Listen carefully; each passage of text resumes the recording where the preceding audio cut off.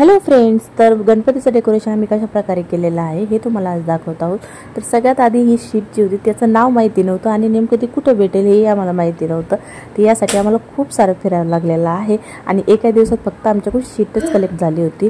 नंतर आम्हाला हे जे सगळं सामान जे आहे ना ते घेण्यासाठी 3 दिवस लागलेले होते। 3 दिवस आम्ही सामान कलेक्ट केलेलं आहे आणि नंतर आम्ही डेकोरेशन स्टार्ट केलेलं होतं।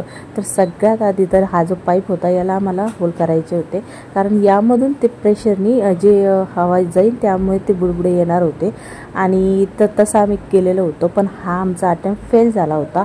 नंतर आम्ही शीट लावली होती ती आमचा फेल झाला होता आणि सगळ्यात मेन होतं पाणी थांबणं। तर त्यामध्ये बिलकुल पाणी थांबत नव्हतं। गणपती बसेल त्या दिवशीपर्यंत त्यात पाणी थांबलेलं नव्हतं। तर हा गणपती बसवण्याचा दिवस होता, त्या दिवशीपर्यंत हे बघा त्या दिवशी पाणी थांबलं होतं, त्यामुळे मी ह्या त्याला चिपकवत होते, कारण हे ना पूर्ण ट्रान्सपरंट होती ना, तर ती दिसायला नाही पाहिजे त्यासाठी।